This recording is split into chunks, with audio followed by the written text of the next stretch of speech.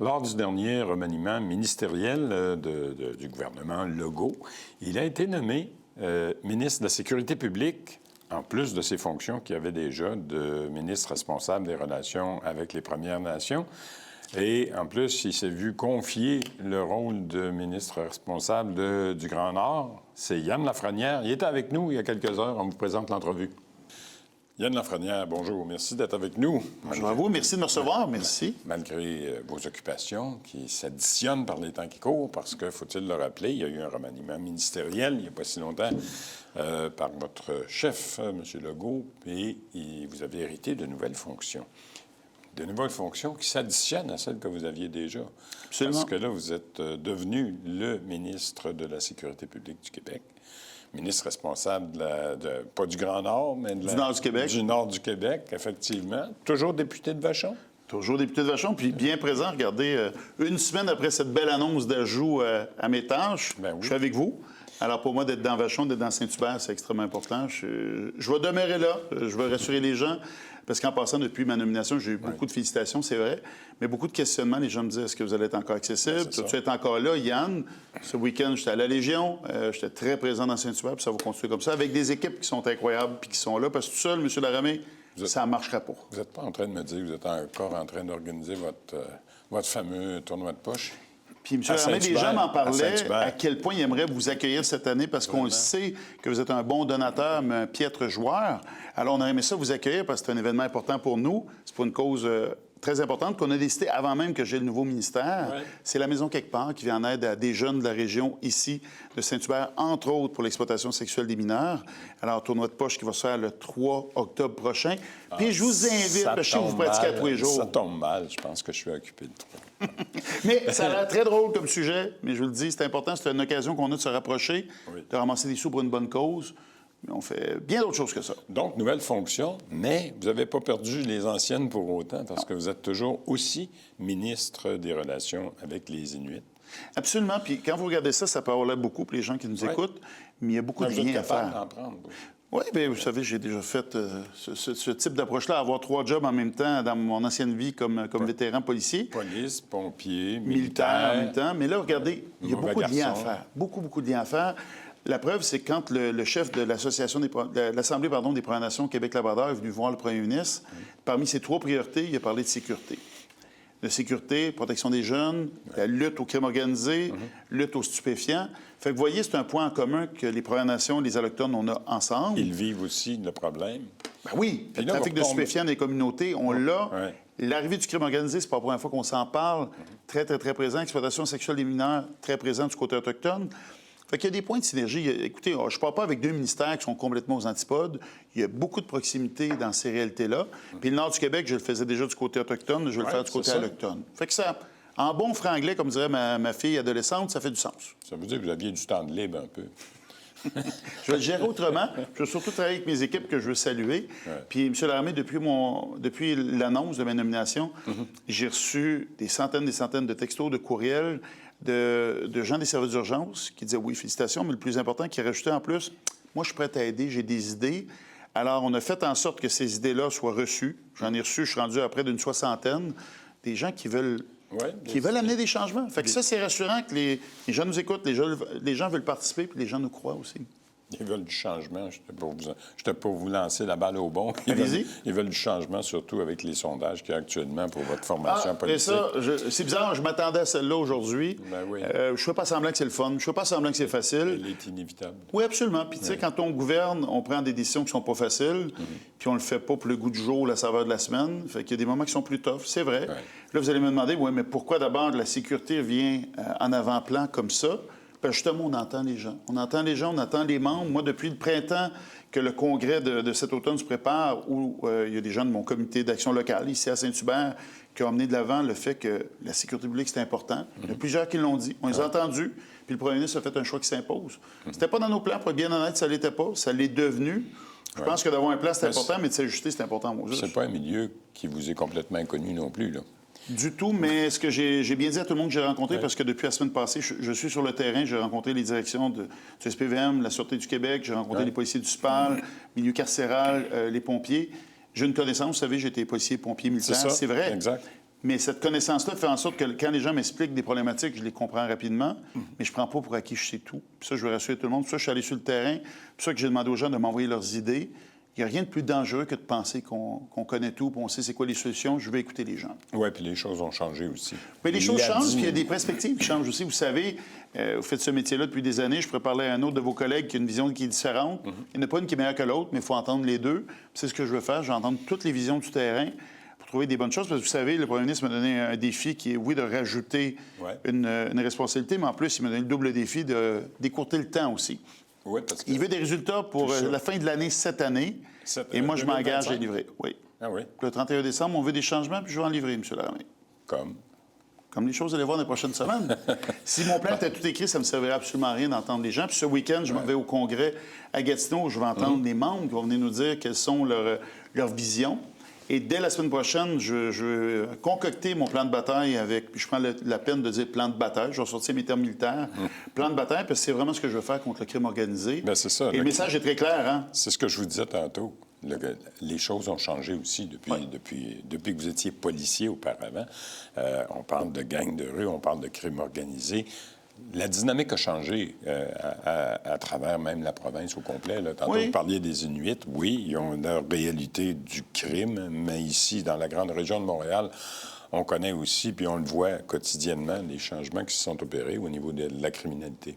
Absolument, mais des choses qui ont resté. Puis, exemple, je l'ai vu récemment sur la Côte-Nord, où des membres d'un club de motards criminalisés avaient décidé de porter leur veste pour faire ce qu'ils font le mieux. C'est quoi? C'est de l'intimidation. C'est faire en sorte d'aller chercher de l'argent de certains commerçants.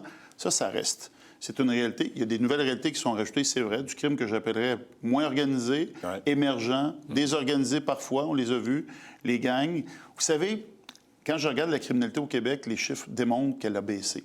Donc, ça se passe bien. Les villes sont sécuritaires, mais le sentiment d'insécurité, lui, augmente. Et des fois, c'est pas relié ensemble. Pourquoi? Les incivilités. Quand vous allez au centre-ville de Montréal, on voit certaines scènes, on voit ce qu'on appelle de l'incivilité.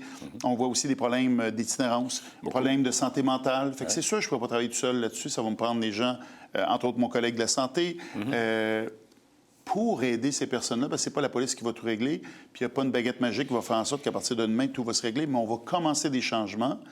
Mais moi, je le sens, les gens veulent qu'on agisse, les gens nous supportent.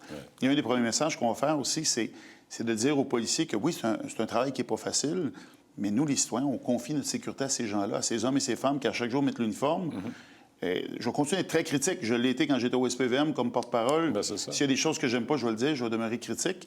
Mais je veux qu'on reconnaisse ce travail-là parce que c'est extrêmement important ce qu'ils font pour nous. Je pense que vous avez déjà rencontré, d'ailleurs, les chefs de police des principales municipalités. Là. Je pense à Montréal. Oui, Montréal, Sûreté du Québec, ça a été fait. Longueuil, je les ai vus. Dès ma première journée, il y avait un événement festif ici à Saint-Hubert. Je les ai rencontrés. Les pompiers, les gens du milieu carcéral, parce que vous savez, quand on fait la lutte au crime organisé, ultimement, ils se retrouvent où? En prison. Il faut s'assurer qu'en prison, les conditions sont bonnes. Bonnes pourquoi? Pour ne pas qu'ils fassent leur crime à partir de l'intérieur des barreaux. Ce qui se fait de temps en temps. Oui, mais mon collègue a fait des belles avancées. Puis en passant, je ne passe pas de rien. Hein. Je ne parle pas de rien, pardon. Ma collègue Geneviève Guilbeault avait mis en place le projet Centaure, qui est un groupe de lutte à tout ce qui est les armes reliées, tout ce qui est des crimes, reliés aux armes à feu. Ça donne des bons résultats. Mon prédécesseur, François Bonnardel, a fait en sorte que dans le milieu carcéral, l'entrée de cellulaires de drogue soit limitée. Et ça fonctionne. Moi, je suis allé à Bordeaux la semaine passée. Ils vous ont pas gardé? Non, mais j'ai fait une belle visite. Puis honnêtement, comme policier, je n'avais pas eu la chance d'y aller. Comme patrouilleur, rarement, on va faire un tour en détention. Alors, j'ai eu la chance de rencontrer les agents de services correctionnels qui font un travail qui est vraiment pas facile. Puis mon prédécesseur a rajouté beaucoup de technologies pour les aider à limiter justement l'entrée des cellulaires de drogue. C'est ça, de drogue. Parce que sinon, s'ils continuent leurs activités à l'intérieur des murs, on ne gagne pas là-dedans. Non, c'est ça. On n'est pas gagnant.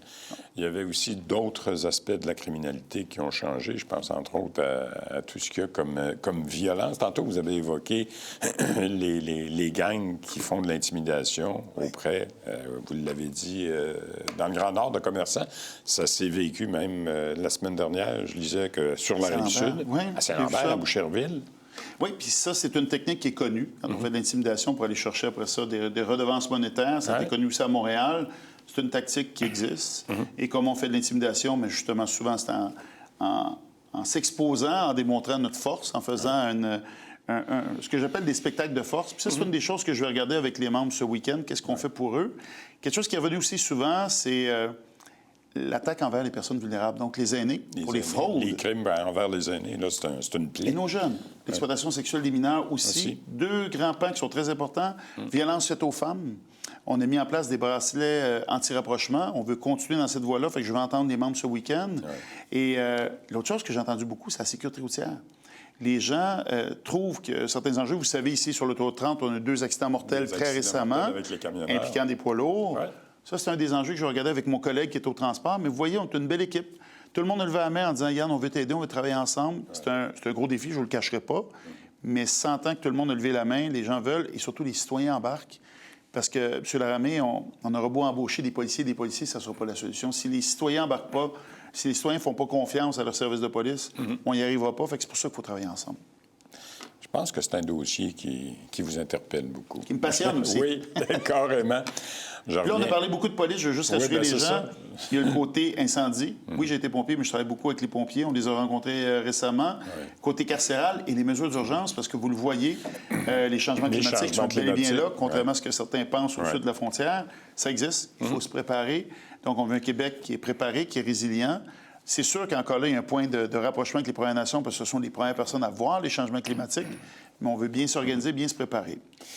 Tout ça, gros et grand dossier, puis beaucoup d'objectifs. Il reste un an, un petit peu plus, là, et quelques jours à votre gouvernement actuel. Tantôt, on a évoqué les sondages qui sont très mauvais là, depuis un an. Présentement, On ne se le cache pas. Pensez-vous pouvoir y parvenir dans un laps de temps quand même relativement court, là? Oui, écoutez, je trouve que l'occasion est là. Probablement, la sécurité est remontée comme une priorité pour les citoyens. On l'entend, on le voit. Vous le voyez, vous aussi, j'en suis persuadé. Oui.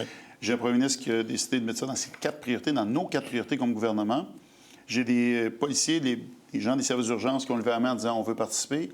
Les citoyens que je sens qui ont l'adhésion, qui veulent embarquer avec nous. La seule issue, c'est de réussir, de faire des petits pas. Mais encore une fois, je fais attention, là. Ça ne veut pas dire que dans les prochaines semaines, on met fin au crime organisé. Je veux dire juste que moi, mon objectif, c'est de faire un plan qui est crédible, qui est applicable. Puis on va commencer avec des résultats que les gens vont pouvoir voir. Je peux pas vous dire dans 3 ans, vous allez récolter les fruits de ce que je fais. Je suis très conscient que les gens qui nous regardent vont nous juger dans les prochaines semaines, prochains mois. Puis mon objectif, avec mon équipe, avec les gens qui travaillent sur le terrain, c'est de le démontrer qu'on est capable. Bien, c'est ça, parce que vous avez dit que vous aviez un objectif qui était avant le 31 décembre pour déposer et présenter un plan. Pour déposer, pour avoir des premiers... Je vais m'en rajouter une couche pour avoir des premiers résultats. Moi, ce que je veux ce week-end, c'est entendre les gens au Congrès, me faire une tête, avoir mon plan de bataille et dès la semaine prochaine, commencer des actions qui vont être concrètes où les gens vont pouvoir voir ce qui se passe, les changements réels. Mais je vous le dis, ça ne changera pas du jour au lendemain, on ne fait pas de magie, mais on va opérer un changement parce que je sens que excusez l'expression anglaise, le timing, l'opportunité, le temps est très bon. La preuve, c'est que les gens lèvent la main en disant qu'ils veulent aider. Et vous savez, moi, faire la lutte au crime organisé, vous avez dit tantôt, c'est un sujet qui me passionne. Ça me passionne énormément. J'ai vraiment le goût de changer certaines choses, d'envoyer un message à ces gens qui ont d'autres intérêts que le bien commun, qui vont nous retrouver sur le chemin. Puis avec le nombre de policiers, de citoyens qu'on a au Québec, ça va se terminer. Et vous savez quoi? J'ai des chefs des Premières Nations qui sont prêts à se lever debout et dire c'est assez. On les sort de nos communautés. Ils pourrissent nos communautés. On n'en veut plus. Un message qui est clair. Message est passé. Yann Lafrenière, merci encore d'avoir été là. Bonne chance pour votre fameux tournoi. Bonne préparation pour le tournoi de poche. On vous attend d'une impatience démesurée. Je le sais trop. Merci. Merci tout le monde. Voilà donc pour Yann Lafrenière. Oui, tout un mandat pour lui au cours de la prochaine année parce qu'il y aura des élections au niveau provincial dans un an. Alors, le temps presse dans son cas, peut-être un peu aussi comme dans le cas de son parti, de sa formation politique. Cela dit, je pense déjà à la semaine prochaine, parce que la semaine prochaine, on recevra, entre autres, Jean Mélenchon. Jean Mélenchon, ça a été le directeur du service d'incendie de l'agglomération de Longueuil. Il y a plus de 35 ans de carrière. Il a annoncé la semaine dernière qu'il quittait ses fonctions, mais j'ai vu aussi qu'il avait accepté un nouveau défi, pas très loin d'ici. On en parlera avec lui. Doreen Assad, la mairesse actuelle de Brossard, va être avec nous également. Elle sollicite un autre mandat à la mairie de Brossard. Simon Lacoste, à Saint-Amable, il y aura des élections et Simon Lacoste sera candidat à la mairie, tout comme un conseiller municipal, M. Davio. Alors, il y a une lutte à prévoir de ce côté-là. Puis un petit mot en terminant pour rappeler que Catherine Fournier, la mairesse de Longueuil, sera avec nous dans quelques jours aussi, mais elle est enceinte. Bonne semaine à tous et à jeudi.